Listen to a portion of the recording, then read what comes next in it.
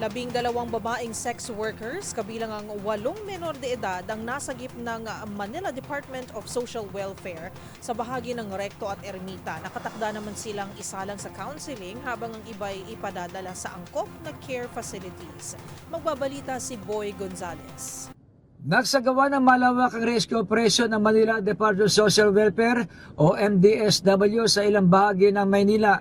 Pinangunahan ni MDSW Chief J. Reyes de la Puente ang operasyon batay na rin sa kahilingan ng mga barangay chairman.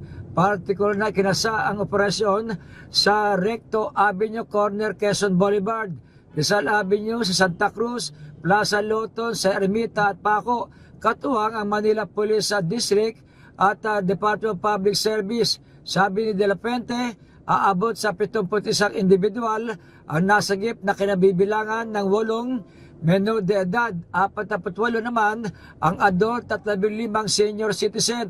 Nabatid na 46 sa kanila ay nakitang natutulog sa kalsada, 13 ang nakatambay at 12 babae naman ang nagbebenta ng aliw. Ang mga bata ay dadalhin sa MDSW sa Manila Boys Town habang ang mga nakatatanda ay manatili sa luwalhati ng Maynila, home for the aged para alagaan at bantayan.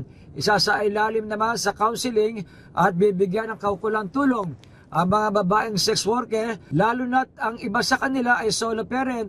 Ang ilan sa kalalakihan naman ay ibe-verifika kung may mga record sa presinto, saka itatan over sa Manila Police District.